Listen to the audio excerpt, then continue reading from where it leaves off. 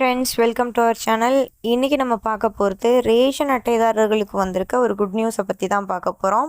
நம்ம எல்லாருக்குமே தெரியும், தமிழ்நாடு முழுவதுமே ரேஷன் கடை மூலமாக குறைந்த விலையில் வந்து அரிசி, பருப்பு, கோதுமை, சர்க்கரை, எண்ணெய் இதெல்லாம் வந்து கொடுத்துட்ருக்காங்க. இதனால் வந்து ஒரு மாதமும் பல லட்சக்கணக்கான மக்கள் வந்து பயன்பெற்றுட்ருக்காங்க. இப்படி இருக்கிற நிலமையில் கடந்த 2 மாதமாக, அதாவது மே மாதமும் ஜூன் மாதமும் பருப்பும் ஆயிலும் வந்து ரேஷன் கடையில் கொடுக்கல அப்படின்னு சொல்லிட்டு கம்ப்ளைண்ட் வந்துட்டே இருந்தது.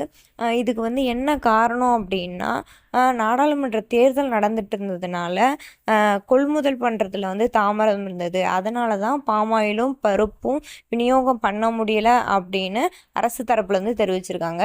மே மாதத்துக்கான பருப்பும் எண்ணெயும் ஜூன் முதல் வாரம் வரைக்கும் வாங்கிக்கலாம் அப்படின்னு அனௌன்ஸ் பண்ணியிருந்தது.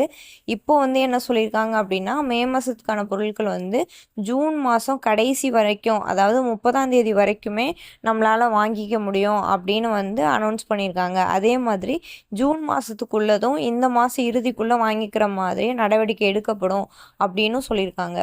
மேலும் தமிழ்நாடு அரசு வெளியிட்டுள்ள செய்திக்குறிப்பில் வந்து என்ன சொல்லியிருக்காங்க அப்படின்னா, தமிழ்நாடு நுகர்பொருள் வாணிப கழகத்தின் மூலம் சிறப்பு பொது விநியோக திட்ட பொருட்களான துவரம்பருப்பு மற்றும் பாமாயில் எண்ணெய் கடந்த 14/4/2007 முதல் ஒவ்வொரு மாதமும் திறந்தவெளி ஒப்பந்த புள்ளி மூலம் கொள்முதல் செய்யப்பட்டு நியாய விலைக் கடைகள் மூலம் குடும்ப அட்டைதாரர்களுக்கு வழங்கப்பட்டு வருகிறது. மே 2024 மாதத்திற்குரிய தேவையான 20,000 மெட்ரிக் டன் துவரம்பருப்பு, கனடா மஞ்சள் பருப்பு மற்றும் 2 கோடி பாமாயில் பாக்கெட்டுகளுக்குரிய ஒப்பந்த புள்ளி இந்திய தேர்தல் ஆணைய 18/4/2024 தேதிய ஒப்புதலின்படி 20/4/2024 அன்று கோரப்பட்டு 2/5/2024 அன்று ஒப்பந்த புள்ளி திறக்கப்பட்டது. அதனைத் தொடர்ந்து 4/5/2024 அன்று விலைப்புள்ளி திறக்கப்பட்டது.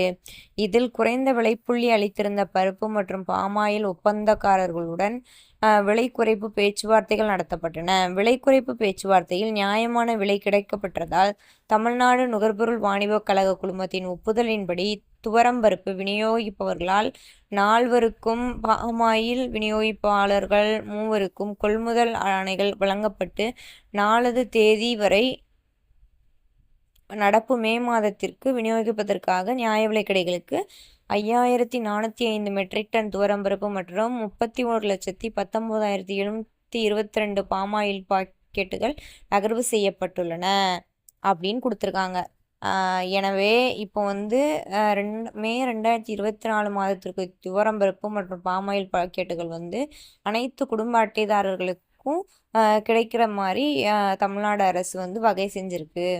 மேற்கொண்டு இந்த மாதத்திற்குரிய பாமாயில் எண்ணெய், அதுக்கப்புறம் துவரம்பருப்பு வந்து இந்த மாத இறுதிக்குள் கிடைக்கிறதுக்கு வந்து நடவடிக்கை எடுக்கப்படும் அப்படின்னு சொல்லியிருக்காங்க.